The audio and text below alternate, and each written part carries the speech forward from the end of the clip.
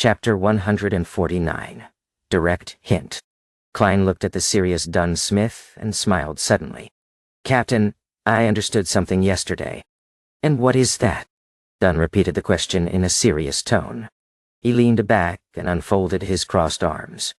Klein recalled the script that he had prepared. "As I was concluding my past experiences, I realized that the names of sequence potions encompass a whole set of principles that can help us gain control over them, a set of principles that allow us to avoid the negative impact. When we're doing things according to these set of principles, we seem to become a member of the corresponding job. Similarly, these sets of principles are hidden. They aren't made known to you directly. All we can do is make conclusions from the corresponding job bit by bit, then adjust our understanding based on the different feedback we receive. Thus, when I became a real seer at the Divination Club and obtained my set of principles for the seer, the auditory and visual illusions that plagued me just vanished. That is what I understood." After finishing his narration, Klein heaved a sigh to himself.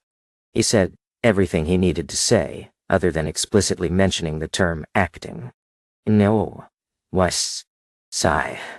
Let's hope that the captain doesn't tell the church that I've already developed such ideas when he is asked. That would place much more attention on me. Okay. And there's also the factor of the relationship between the seer pathway and the Antigonus family. That might cause trouble eventually. But the captain has also experienced all kinds of situations, and he's an experienced and smart person. Once he understands the acting method, he'll definitely notice that the church is hiding relevant information. He'll know what he should say and what he shouldn't." Klein had many complicated thoughts, but he quickly made a decision and had a plan. If the captain was still unable to understand the acting method or sense of the cover-up by the church, then I'll tell him straight up before submitting the special application. Yes, I'll probe him first and determine what he knows. Dunn listened to Klein's description in silence, his gray eyes becoming even deeper. He was silent for nearly 20 seconds as he rubbed his temples before he picked up his pipe and took a whiff. After sniffing it, he took out a matchbox, seemingly forgetting about the rules of the Nighthawks. The white smoke billowed into the air as Dunn closed his eyes, seemingly appreciating the smell of tobacco. After a while, he opened his eyes and smiled at Klein. "I'm sorry, I forgot that you don't smoke." "Smoking is bad for your health," Klein answered in all seriousness. Dunn thought with his pipe in his hand. "I seem to have understood something too." "No, Captain, you don't understand anything. Just don't loiter in my dreams too often." Klein didn't speak and instead gave a friendly smile.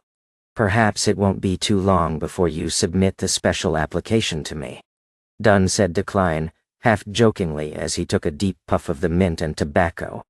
"Can I submit it tomorrow?" Klein replied inwardly. He took out his pocket watch and looked at the time. "Captain, I have be at Old Neil's. Today's mysticism lessons are starting soon. News real wine we. Wanna wait. One Dunner." "All right." Dunn watched Klein leave, his pipe still in his hand. After closing the door to the captain's office, Klein made his way towards the steps leading to the basement in high spirits. He saw two strangers, a male and a female, when he walked past the clerk's office. The new clerks? Klein's mind wondered before he added inwardly. "In another 2 days, definitely within this week, I'll submit my application to Captain. Then I'll pass a series of inspections and become a Sequence 8 clown." One. Along the silent underground passage, Klein turned to the armory and pushed the guardroom door open. "What happened to you?" Klein had a shock when he saw Old Neil. Old Neil looked dispirited. His face was pale. He yawned constantly as he said, "I've been a little constipated lately. I tried ritualistic magic that can solve such problems last night. In the end, I didn't sleep well the entire night. I had to head to the bathroom multiple times, and in the end, I nearly fell asleep on the toilet bowl. Now, that is... Well, the problem of constipation has been solved." Klein nearly laughed, seeing that it wasn't a serious problem. But he controlled himself. He asked, "Are you feeling better now?" At the same time, his concern made him tap his left molar twice. He used his spirit vision to observe the aura of Old Neil's health. There are some darkness and impurities in the digestive system's yellow and the kidney's orange colors, but it's nothing too serious and is within an acceptable range. Klein heaved a sigh of relief. I'm fine now. I got some medicine for the diarrhea from Fry. War C. Old Neil yawned like a drug addict. Self-study for today's supernatural lesson. There's only 2 or 3 days left of content anyway. When? Neardow. And all right, Klein responded politely. I could help you guard the armory and study here. How about you go rest in the break room? Old Neil immediately straightened his back, his eyes glimmering as he answered, Lad, you surely are the kindest Nighthawk, second to Fry. I'll hand the armory over to you. He picked up the cushion he had placed on his knees and rushed out of the guard room like a typhoon, leaving Klein the only person there, dazed. And the Blackthorn Security Company accepted an extra mission in the morning. The task involved escorting a rich merchant to the harbor for a deal. Leonard and Kenley completed it easily, earning themselves some extra pay, much to the envy of Klein. He went about his day, learning about mysticism, practicing his shooting, and getting tortured by Instructor Gawain, who seemed to have been agitated by something. Huff. Klein gasped for air. He only regained the ability to take a shower and change after quite some time. He continued toiling after leaving Gawain's house. He spent 2 solly on a carriage and investigated the other 10 houses with red chimneys. Klein's expression became very grave when the last house with the red chimney left his field of vision. The house with the red chimney that I saw in my divination isn't in the list of houses with a recent change in tenants. If that's the case, this has just become troublesome. I wonder how much time I would need to investigate about 1,600 houses. Sigh. I can't ask for any help to do something like this. After all, only I would have the sense of familiarity from my spirituality when I see the target. Don't be discouraged. Don't give up. I'll continue the investigation whenever I have free time. I'll try to complete it within 3 months, no, 2 months. Who knows? The target might be found in tomorrow's investigation. And I'll organize the material when I get back and plan a route according to the distance of the sectors. Klein motivated himself, banishing his feelings of depression. Now that he had made a decision, he planned to instruct the driver to turn toward Daffodil Street. However, he suddenly realized that he was somewhere close to where Mr. Azik stayed. Before Mr. Azik went for his holiday, he did write to tell me that he would be back sometime this week, but he didn't specify the exact date. Since it's on the way, I'll leave a note for him. Also, I rented this carriage for an hour with 2 solly, and the time's almost up anyway. I'll just stop at Mr. Azik's house, then take a public carriage back. Klein quickly made a decision. 4 minutes later, he alighted from the carriage and arrived outside Mr. Azik's house. The houses here were obviously of higher quality than those at Daffodil Street, but not as good as those on House Street. There was a patch of grass in front of the house and a small garden in the back. Ding! Ding! Ding!